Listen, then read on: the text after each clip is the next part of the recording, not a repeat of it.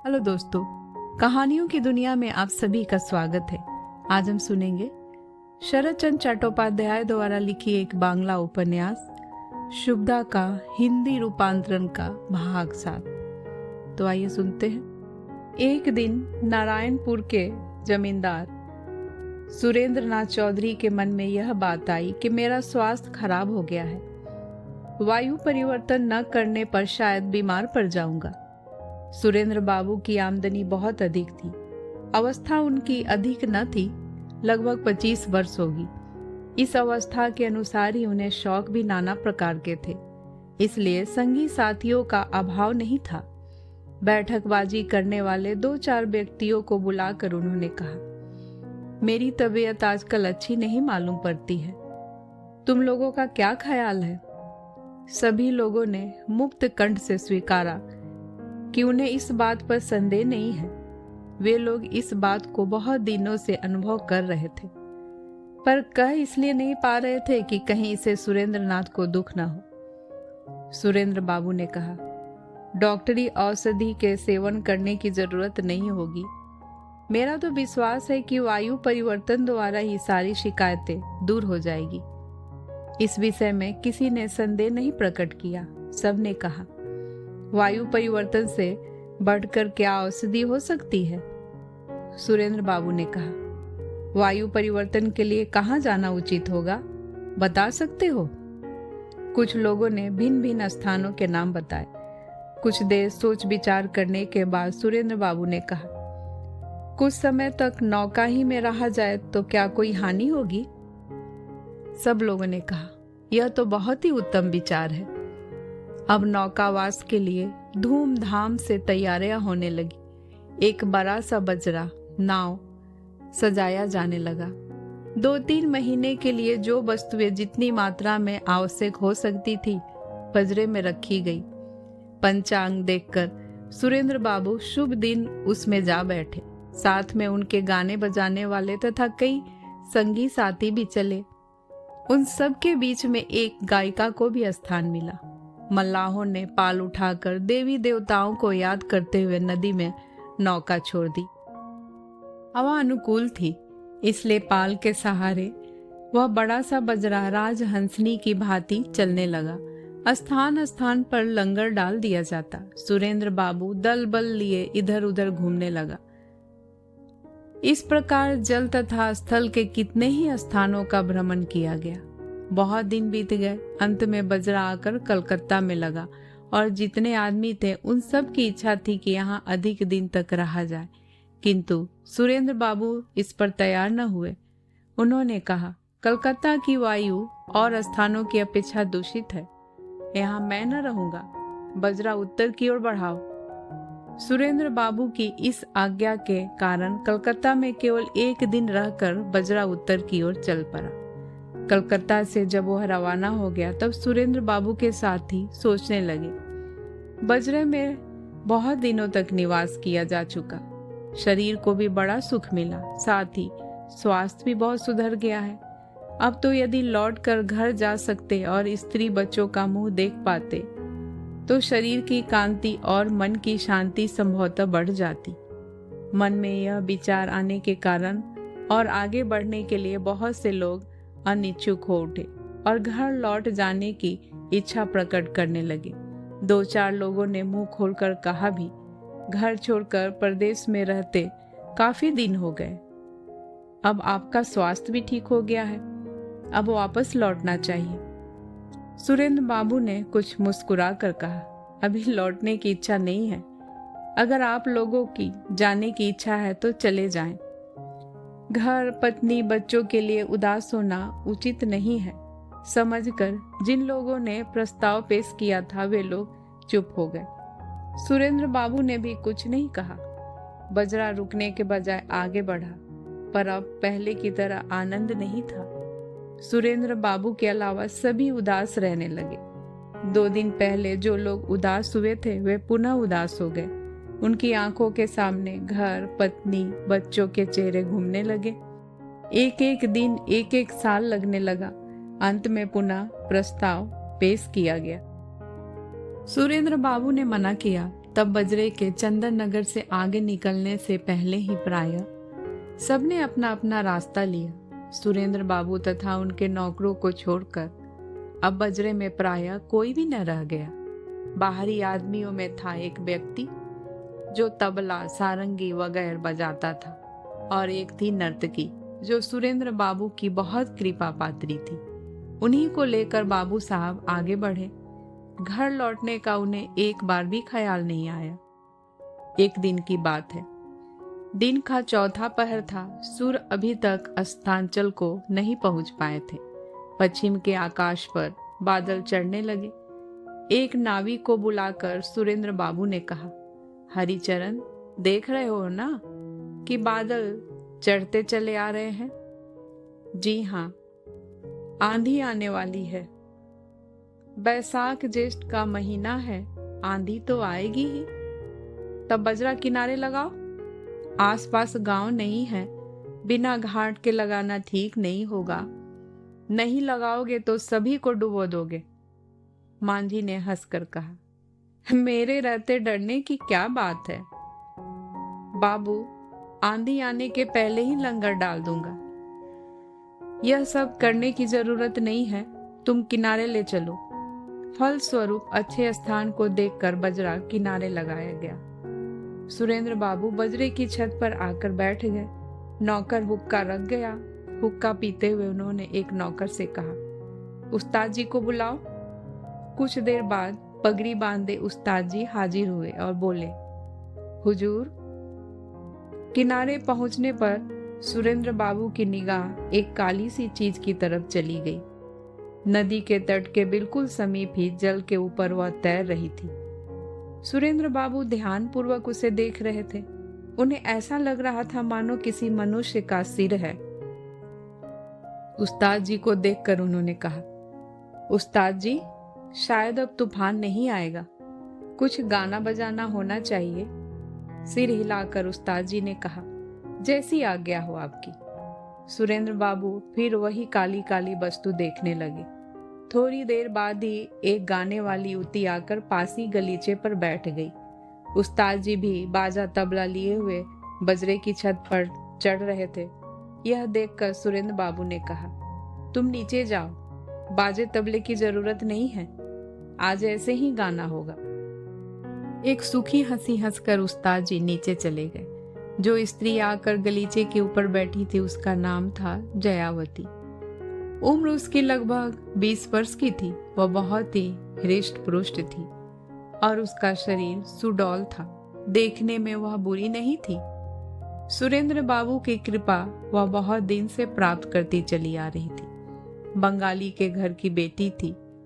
साज श्रृंगार में भी कुछ अधिक आडंबर नहीं था। काले किनारे की एक देसी साड़ी और 2-1 जेवर पहनकर वह बहुत ही शांत और शिष्ट कुलवधू की तरह बैठी हुई थी। उसकी तरफ देखकर सुरेंद्र बाबू जरा मुस्कुराए और बोले, जया, आज सारे दिन मैं तुम्हें क्यों नहीं देख सका हूँ? सिर में दर्द हो रहा था, इसी कारण दिन भर पड़ी रही। अब तो दर्द नहीं है, तनिक हंसकर जयावती ने कहा। थोड़ा थोड़ा तो हो रहा है, तो क्या गाना गा सकोगी? जयावती हंसी। उसने कहा, आज्ञा दीजिए। आज्ञा की कौन सी बात है, जो इच्छा हो गाओ। जयावती ने एक गीत गाना शुरू किया। सुरेंद्र बाबू अनमने भाव से जयावती का गीत सुनने लगे, लेकिन उनकी निगाहें तो उस पार तैरती हुई उस काली काली चीज पर ही लगी हुई थी। कुछ देर तक सुनते रहे। बाद में जयावती का गीत खत्म होने के पहले ही वह बोल उठे, देखो जया, वह क्या चीज बह रही है। जयावती ने गाना बंद कर दिया। ध्यानपूर्वक उस तरफ देखकर उसने कहा, मालूम तो कुछ पड़ता है, तो दूरबीन लेकर उसे देखना चाहिए।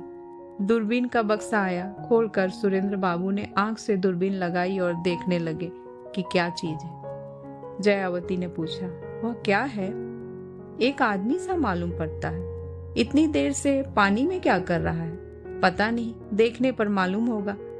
तो एक आदमी भेज दीजिए, मैं स्वयं जाऊंगा। सुरेंद्र बाबू की आज्ञा के अनुसार नाविक ने बजरे से खोलकर एक छोटी नाव सामने लगाई। उस पर बैठकर सुरेंद्र बाबू ने नाविक को आज्ञा दी, उस पार ले चलो। नाव जब लक्ष्य स्थान के समीप पहुंची तब सुरेंद्र बाबू ने देखा कि एक तरुणी गले भर पानी में खड़ी है। कमल के समान अनिंद सुंदर उसकी कांति है। काले काले उसके बाल नीले पानी पर चारों ओर फैले हुए। सुरेंद्र बाबू और भी पास पहुंच गए, परंतु वह स्त्री न तो नौका पर चढ़ी और न उसने इस संबंध में कुछ इच्छा ही प्रकट की। पहले की तरह वह चुपचाप खड़ी रही। कुछ देर के बाद सुरेंद्र बाबू ने कहा, क्या आसपास कोई गांव है? तरुणी ने कहा, मालूम नहीं, शायद नहीं है। तो तुम यहाँ कहाँ से आई हो? तरुणी कुछ न बोली। क्या तुम्हारा घर कहीं पास ही है? नहीं, बहुत दूर है। तो यहाँ क्यों आई हो? हमारी नाव डूब गई है। कब? कल रात में। तुम्हारे साथ के आदमी कहाँ हैं? पता नहीं। तुम अभी तक पानी में ही क्यों खड़ी हो? आसपास के किसी गांव की तलाश क्यों नहीं की? तरुणी फिर चुप रही। बात का उत्तर न पाकर सुरेंद्र बाबू ने कहा, तुम्हारा घर यहाँ से कितनी दूर होगा? 10-12 कोस के करीब। किस तरफ? जिस तरफ को सुरेंद्र बाबू का बजरा जा रहा था उसी तरफ इशारा करके तरुणी ने कहा, उस तरफ। जरा सा सोचकर सुरेंद्र बाबू ने कहा, मैं उसी तरफ जा रहा हूं। मेरे बजरे में एक स्त्री भी है। अगर तुम्हें किसी प्रकार की आपत्ति न हो तो मेरे साथ चलो, तुम्हें मैं घर पहुंचा दूंगा। इस बात का कोई उत्तर न पाकर तरुणी की चुप्पी दूर करने की कोशिश करते हुए सुरेंद्र बाबू ने कहा, चलोगी? चलूंगी। तो आओ। इस बार फिर कुछ देर तक चुप रहने के बाद उसने कहा, मेरी धोती बह गई है। अब सुरेंद्र बाबू की समझ में यह बात आई कि वह इतनी देर से पानी में क्यों खड़ी है। इससे वह स्वयं तो तट पर उतर आए और नाविक को उन्होंने आज्ञा दी कि तुम बजरे में जाकर एक धोती ले आओ। बाद में तरुणी से उन्होंने पूछा, कपड़ा मिल जाने पर मेरे साथ चलोगी ना? तरुणी ने सिर हिलाकर अपनी सहमति प्रकट की। नाविक कपड़ा लेकर लौट आया। उसके थोड़ी देर के बाद ही सुरेंद्र बाबू सबको लिए हुए आकर बजरे में बैठे। बजरे में पहुंचने पर सुरेंद्र बाबू ने उस स्त्री को जयावती के हवाले किया। जयावती भी उसका स्वागत करके बहुत ही आदर पूर्वक अपने कमरे में ले गई और उसने सारी रात उसे वहीं रखा। जयावती ने उस तरुणी को खाना खिलाया, फिर अपने पास बैठाकर पूछा, तुम्हारा नाम क्या है बहन? मेरा नाम तो मालती है। और तुम्हारा नाम? मेरा नाम तो है जयावती। अच्छा, तुम्हारा घर कहाँ है? महेशपुर में। यहाँ से वह कितनी दूर होगा? उत्तर की ओर करीब 10-12 कोस की दूरी पर होगा। और ससुराल तुम्हारी कहाँ है? थोड़ा सा हंसकर मालती ने कहा, कहीं नहीं। यह कैसे? क्या शादी नहीं हुई? शादी हुई थी, परंतु अब सब खत्म हो चुका है। जरा दुखित भाव से जयावती ने पूछा, कितने दिन हुए होंगे? बहुत दिन। वे सब बातें मुझे अब याद नहीं आती। वह बात दबा कर जयावती ने पूछा, तुम्हारे घर में कौन कौन है? कोई नहीं है।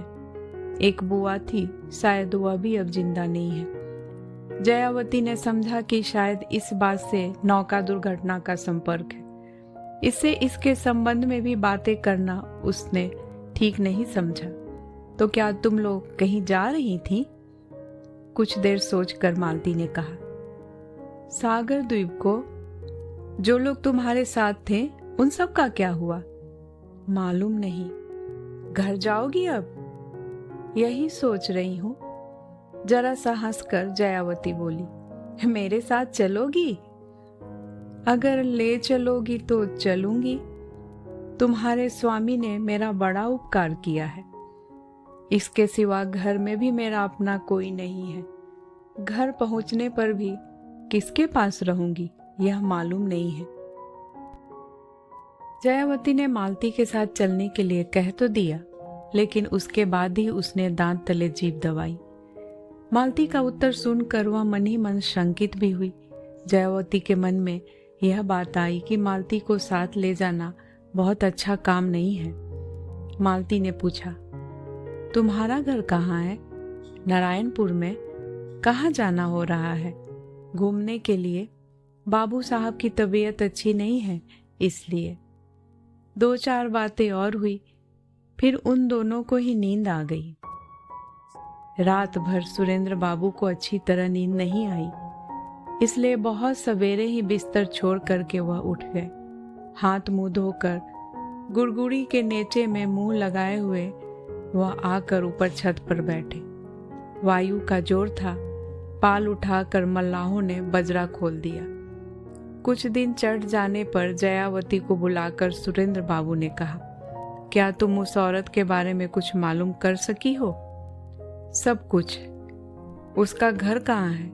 महेशपुर में। महेशपुर कहाँ है? यह नहीं मालूम है। यहाँ से 10-12 कोस उत्तर में है।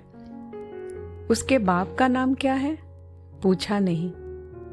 सुरेंद्र बाबू ने हंसकर कहा, तब तो मानो उसका सारा हाल जान लिया। उसके पति का नाम क्या है? पति नहीं है। ससुराल कहाँ है? यह उसने नहीं बतलाया। कुछ सोचकर सुरेंद्र बाबू ने कहा, वह किस जाति की है? क्या तुम्हें मालूम है? नहीं। नाम जानती हो? जानती हूँ। उसका नाम मालती है। अगर मालती को आपत्ति न हो तो जरा देर के लिए उसे मेरे कमरे में बुलाओ। मैं स्वयं उससे सब बातें पूछूंगा। जरा देर के बाद एक नौकर ने आकर कहा, कमरे में आइए। सुरेंद्र बाबू वहां जरा भी देर न करके कमरे में जा पहुंचे। नीचे गलीचे पर मालती सिर झुकाए हुए बैठी थी। जयावती भी पास ही खड़ी थी, किंतु सुरेंद्र बाबू के प्रवेश करते ही वह वहां से चली गई। वह जानती थी कि मेरे यहाँ रहने पर संभव है सब बातें न हो सके, संभव है बातचीत में कुछ असुविधा हो, इसलिए वहां से हट गई। किंतु ओट में वह खड़ी थी या नहीं, सुरेंद्र बाबू और मालती की सब बातें सुनने की उसके मन में इच्छा थी या नहीं, यह ठीक ठीक नहीं बताया जा सकता। कमरे में आकर सुरेंद्र बाबू एक कोच पर बैठ गए। देर तक चुपचाप वह मालती के मुंह की तरफ देखते रहे।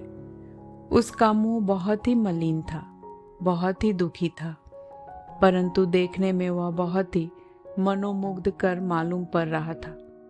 उसके शरीर का रंग बहुत ही सुंदर था।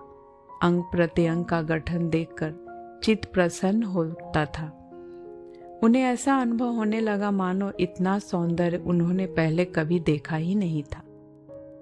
सुरेंद्र बाबू विचार करने लगे कि यह स्त्री विधवा है, लेकिन जाति इसकी क्या है। इसी तरह कुछ देर सोच विचार करने के बाद आखिर में उन्होंने मुंह खोलकर पूछा, तुम्हारे पिता का क्या नाम है? मालती ने कहा, हरानचंद मुखोपाध्याय। क्या वह घर पर ही है? तनिक सोच विचार कर मालती ने कहा, नहीं, वह नहीं है। सुरेंद्र बाबू ने समझा कि इसके पिता की मृत्यु हो गई है। उन्होंने पूछा, घर पर और कौन है? इस बार मालती बहुत देर तक चुप रही। फिर धीरे धीरे उसने कहा, संभवतः कोई नहीं है। इतने दिन तक तुम कहाँ थी? वहीं थी, लेकिन हम लोग सागर जा रहे थे। रास्ते में नौका डूब गई। तुम्हारी ससुराल कहाँ है? कालीपाड़ा में। वहां तुम्हारा कौन है? कोई ना कोई होगा ही, लेकिन उन सब को मैं पहचानती नहीं। वहां कभी गई नहीं हो? शादी के समय केवल एक बार गई थी। कुछ देर सोचते रहने के बाद सुरेंद्र बाबू ने कहा, तुम्हारे पिता के यहाँ भी कोई नहीं है। ससुराल में भी कम से कम तुम्हारी जानकारी में कोई नहीं है। ऐसी हालत में इस समय तुम जाओगी कहाँ? कलकत्ता।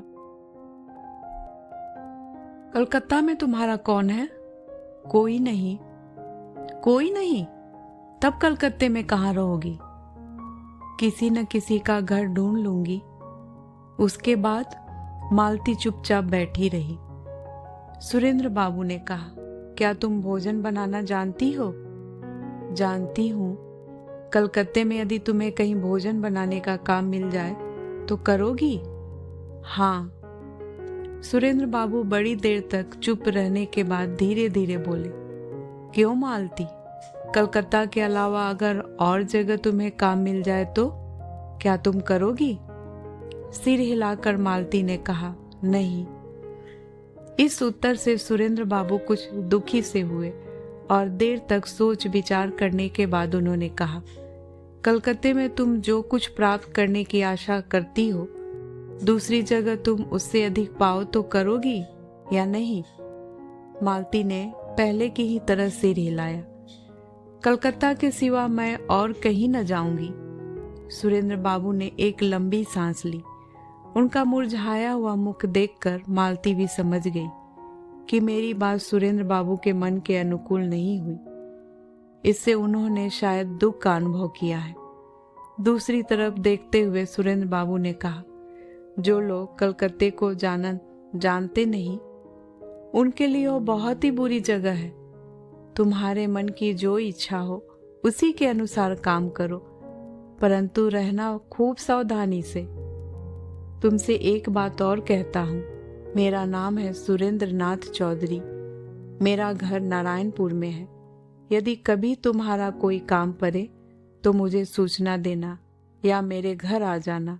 विपत्ति के समय तुम्हारा कुछ न कुछ उपकार कर सकता हूँ। मालती सिर झुकाए मौन भाव से बैठी रही। 1 सप्ताह के बाद हम लोग लौटकर कलकत्ता की तरफ चलेंगे। तब तक तुम इसी बजरे में रहो। कलकत्ता पहुंचने पर तुम वहां उतर जाना। सुरेंद्र बाबू के चले जाने पर मालती अपनी जगह पर आकर रोने लगी। सुरेंद्र बाबू की बातों से उसने वेदना का अनुभव किया था, किंतु उसके रोने के और भी सैकड़ों हजारों कारण थे। सुरेंद्र बाबू ने उसकी लज्जा का निवारण किया था, बजरे में उसे स्थान दिया था और भी अधिक उपकार किया था। भविष्य में उपकार करने की आशा भी बंधा रहे थे, परंतु मालती क्या केवल भोजन बनाने की नौकरी करने के उद्देश्य से कलकत्ता जा रही थी?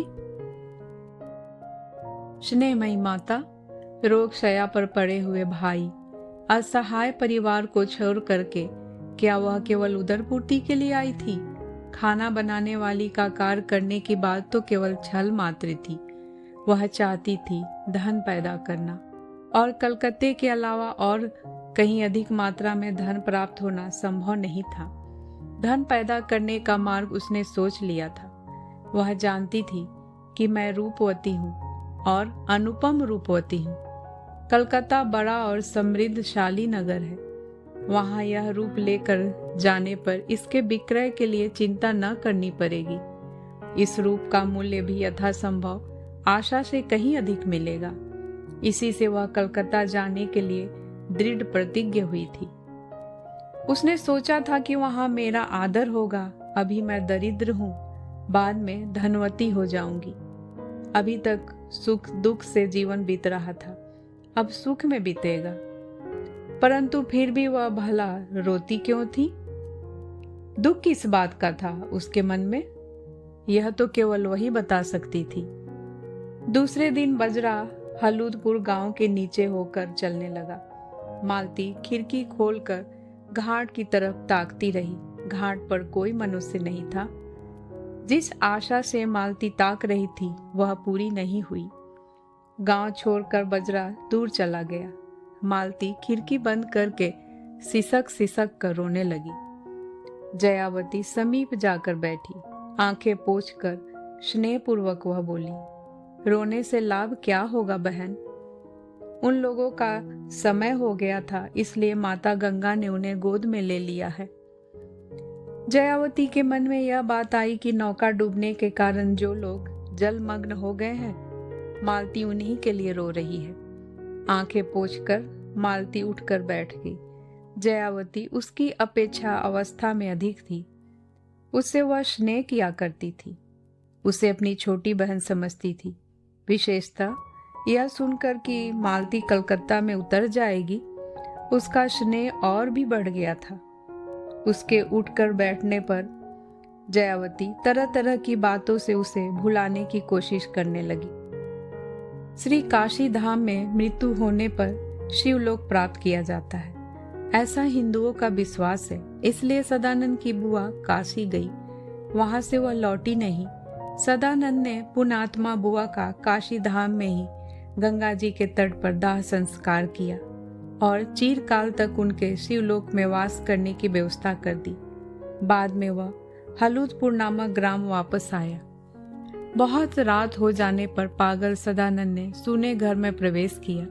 अपने हाथों से बनाकर उसने थोड़ा सा भोजन किया। तब उसके मन में आया कि मैं जाकर हरान बाबू के घर का हाल ले आऊं, परंतु फिर सोचा कि इतनी रात में लोगों से मिलने जुलने में सुविधा न होगी। इसे उनके यहाँ जाने का विचार उसने छोड़ दिया और बिस्तर लगाकर वह सो गया।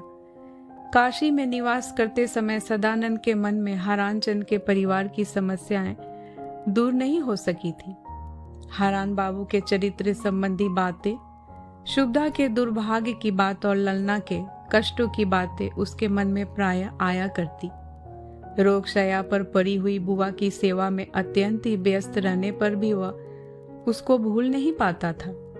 बीच में एक बार पत्र लिखकर भी उन सब का हाल लिया था, परंतु बाद में किसी भी पक्ष ने किसी प्रकार का पत्र व्यवहार नहीं किया। इससे इधर 1 महीने से हरान बाबू के यहाँ का कोई भी समाचार सदानंद को पता नहीं था। वापस घर आने पर सदानंद को हरान बाबू के परिवार की समस्याएं विशेष रूप से याद हो आई। रात में बहुत देर तक उसे नींद नहीं आ सकी। बादलों पर कमल खिलते हैं या नहीं, ललना ने कहा था, बिना मिट्टी के फूल उत्पन्न नहीं होते। क्या यह बात सही है? उसने यह भी कहा था कि उसे कैसे मालूम हुआ कि बादलों पर कमल नहीं खिल सकते।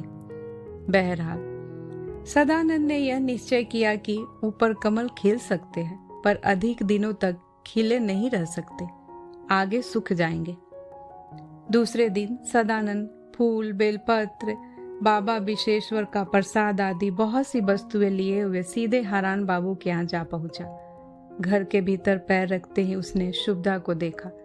आंगन में झाड़ू रखकर सिर पर का कपड़ा जरा सा खींच लेने के बाद शुभदा ने कोमल स्वर में कहा, कब आए सदानंद? कल रात में। सब लोग अच्छे हैं ना?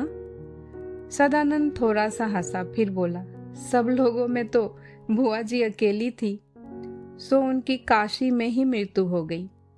शुभदा यह बात नहीं जानती थी। सदानंद की बातें सुनकर अपने को संभाल न सकी, आंखों से आंसुओं की धारा बह चली। बड़ी देर के बाद वह बोली, भैया, ललना भी अब नहीं रही। विस्मित होकर सदानंद ने कहा, नहीं है, कहाँ गई? रोते रोते शुभदा बोली, जाएगी कहाँ भैया? बेटी मेरे परिवार का दुख कलेश देखते देखते ऊब गई थी, इसलिए उसने आत्महत्या कर ली। 5 दिन हुए, गंगा तट पर उसकी धोती मिली थी। शुभदा फपक फपक कर रोने लगी। सदानंद ने भी आंखें पोंछी, लेकिन उसकी आंखों में 2-1 बूंद से अधिक आंसू नहीं आए। शुभदा जब तक शांत नहीं हुई तब तक वह चुपचाप बैठा रहा। आखिर उनके शांत होने पर उसने पूछा, कुछ कह नहीं गई वह? कुछ नहीं। हरान चाचा कहाँ हैं? आंखें पोंछकर शुभदा बोली, कह नहीं सकती। किसी किसी दिन वह घर आते जरूर हैं। आजकल वह करते क्या हैं यह भी नहीं जानती। माधव कैसा है? पहले की ही तरह। और सब लोग? अच्छी तरह हैं। सदानंद उठने ही जा रहा था, शुभदा ने बोला, तुम्हारे यहाँ भोजन कौन बनाएगा? मैं स्वयं बना लूंगा। कुछ सोचकर शुभदा बोली, यहाँ भोजन करने में क्या असुविधा है? असुविधा क्या है, लेकिन इसके लिए कोई चिंता नहीं है। भोजन बनाने में कोई कष्ट नहीं होता। इससे क्या, तुम यही भोजन करना। कुछ सोचकर सदानंद ने कहा, किंतु आज नहीं, आज बुआ जी का तर्पण करना होगा। शुभदा ने सोचा सदानंद ठीक ही कहता होगा, इससे उसने फिर कुछ नहीं कहा। घर आकर सदानंद ने द्वार बंद कर लिया और जमीन पर ही वह लेट गया। वह प्रातःकाल 8 बजे का समय था। बाद में जब उसकी नींद टूटी तब रात के 8 बजे थे। शुक्ल पक्ष की रात थी। चांदनी का प्रकाश चारों दिशाओं में फैला हुआ था। सदानंद घर से निकल पड़ा। एक बगीचे को पार करके शारदा चरण के पिछवाड़े वह पहुंचा। वहां एक खिड़की के पास खड़े खड़े काफी देर तक देखने के बाद उसने पुकारा, शारदा। शारदा घर में ही था। सदानंद की आवाज उसके कानों में पड़ी। खिड़की के पास आकर वह बोला, कौन है? सदानंद ने कहा, मैं हूं। कौन? सदानंद। हाँ। तुम कब आए? कल रात में। इस तरह क्यों खड़े हो? चलो बैठक में बैठे। नहीं, उस तरफ मैं नहीं जाऊंगा, तुम यहीं आओ। शारदा चरण के पास आ जाने पर सदानंद ने कहा, ललना मर गई है, यह बात तुम जानते हो? बहुत ही दुखी भाव से शारदा चरण ने कहा, जानता हूं। क्यों मरी? क्या यह भी तुम्हें मालूम है? यह तो नहीं मालूम है, लेकिन मेरा अनुमान यह है कि पारिवारिक दुख क्लेश के कारण उसने आत्महत्या कर ली है। गौर से शारदा चरण की तरफ देखते हुए सदानंद ने कहा, और कुछ नहीं जानते हो? नहीं। अपनी दृष्टि को अधिक से अधिक तेज करके सदानंद ने कहा, तुम अधर्मी हो। पारिवारिक दुख क्लेश के कारण एक आदमी प्राण दे सकता है और तुम निकट रहकर भी उनकी किसी प्रकार की सहायता नहीं कर सकते हो। सदानंद की भाव भंगिमा देखकर शारदा चरण जरा सा संकुचित हो उठा। उसका कारण भी था। बात यह थी कि सदानंद ने उसकी बाल्यकाल से ही घनिष्ठ मित्रता थी। इससे उन दोनों को एक दूसरे का रत्ती रत्ती हाल मालूम था। शारदा चरण के बचपन संबंधी ऐसी कोई बात नहीं थी जो सदानंद को मालूम न रही हो, परंतु इसलिए आज वह शारदा चरण को 4 बातें सुना देता। ऐसी प्रकृति सदानंद की नहीं थी, परंतु शारदा चरण कुछ और ही समझ बैठा। उसने सोचा कि बचपन की बातों को याद करके यह मुझे ताने देने आया है। थोड़ी देर सोचने के बाद उसने कहा, सदानंद, ये बातें कहने से अब लाभ क्या है? तुम्हें यह बात भी ध्यान में रखनी चाहिए कि अभी मेरे पिता जीवित हैं। उनके रहते क्या मैं इच्छानुसार हर आदमी की मदद कर सकता हूँ? विशेषतः ऐसी परिस्थिति में जबकि उसने मुझसे कभी कुछ कहा नहीं। सदानंद विस्मित हो गया। उसने कहा, कुछ कहा नहीं? कभी वह तुमसे कुछ कहने नहीं आई थी? इधर तो नहीं आई थी। आज से बहुत दिन पहले एक बार जरूर आई थी। किस मतलब से? कहाँ मिली थी वह तुमसे? शारदा चरण ने कहा, सुनो, मैं सब बतला रहा हूँ। आज से महीना भर पहले की बात है। बड़ी रात को शिव मंदिर में आने के लिए उसने मुझसे अनुरोध किया था। मेरी जाने की इच्छा नहीं थी, परंतु फिर भी गया था। रूंधे हुए स्वर में सदानंद ने कहा, जाने की इच्छा नहीं थी? शारदा चरण ने कहा, कह तो दिया भाई। सदानंद ने मानो वह बात सुनी ही नहीं। उसने कहा, तब क्या हुआ? उसने मुझसे शादी करने के लिए अनुरोध किया था। किसके साथ? खुद अपने साथ। खुद अपने साथ? अर्थात ललना खुद तुम्हारे साथ शादी करने के लिए इच्छुक थी? तब तुमने क्या कहा? अपनी बचपन की बातों को याद करके शारदा चरण बहुत ही लज्जित हुआ। कुछ झुंझलाहट के साथ उसने कहा, मैं भला कैसे कर सकता था यह काम? पिताजी अभी जिंदा हैं। कुछ क्रोध के कारण, कुछ दुख के कारण और कुछ मन के आवेग के कारण सदानंद बोल उठा, तुम्हारे पिता के जिंदा रहने से क्या लाभ है? अब शारदा गुस्से में भर उठा। पिता के विरुद्ध वह कोई बात सुन नहीं सकता था। वह बोला, लाभ हानि की बात वो अच्छी तरह जानते हैं। इस विषय पर विचार करने का हमें कोई अधिकार नहीं है। यह सब मन में लाना हमें शोभा नहीं देता। जो भी हो, मैंने कह दिया कि मैं तुम्हारे साथ शादी नहीं कर सकता। तब क्या वह चली गई? नहीं, तब भी वह नहीं गई। उसने कहा, तो छलना के साथ ही शादी कर लो, तुमने स्वीकार नहीं किया? सदानंद का मुख देखकर तथा उसका मनोभाव तारकर शारदाचरण मुस्कुराकर बोला, अस्वीकार भी नहीं किया? मैंने उसे कहा था कि पिताजी की आज्ञा मिलने पर कर सकता हूं। सदानंद ने कहा, तो पिता की आज्ञा नहीं हुई? नहीं। क्यों? यह बतलाने की मेरी इच्छा नहीं थी, लेकिन जब तुम पूछते ही हो तो बतलाता हूं। सुनो, पिताजी मेरी शादी में कुछ धन प्राप्त करना चाहते हैं। हारान बाबू क्या दे सकते हैं? यह बात सुनकर भी सदानंद ने अनसुनी कर दी। उसने कहा, तुम्हारे पिता कितना धन चाहते हैं? यह मैं नहीं बतला सकता। उनकी अर्थ प्राप्ति की आशा यदि पूर्ण हो तो आपत्ति हो सकती है? शायद नहीं। स्वयं तुम्हें तो किसी प्रकार की आपत्ति नहीं? किसी प्रकार की नहीं। अच्छी बात है, तब देखा जाएगा। इतना कहकर सदानंद फिर झाड़ झंकार पार करता हुआ लौट गया। शारदाचरण ने कहा, जाते कहाँ हो? बैठोगे नहीं थोड़ी देर? नहीं। सदानंद, मेरा कोई दोष नहीं है। शायद नहीं है, परंतु भगवान जाने दोष है या नहीं, मैं कुछ कह नहीं सकता। तो क्या तुम नाराज हो गए? नहीं। लौटकर घर आने पर सदानंद कुछ देर तक उस कमरे से इस कमरे और इस कमरे से उस कमरे में घूमता रहा। फिर वह भीतर से निकल आया। रास्ता पकड़े हुए वह गंगा घाट की तरफ चला। भागीरथी की छोटी छोटी तरंगे बंधे हुए घाट की सीढ़ी पर कल कल छल छल करती हुई आती और टकरा कर चली जाती। सदानंद कुछ देर तक उन सबको देखता रहा। कुछ दूर पर एक बजरा दिखाई पड़ा। गंगा के प्रशांत बच पर छप छप डांट चलाते हुए नाविक उसे खे रहे थे।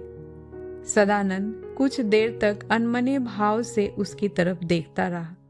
फिर घाट की सबसे नीचे की सीढ़ी पर बैठकर उसने पानी में पैर डुबो दिए और आकाश की तरफ देखता हुआ वह अपनी धुन में गाने लगा। कहानी सुनने के लिए बहुत बहुत धन्यवाद। शेष कहानी अगले भाग में। तब तक के लिए नमस्कार।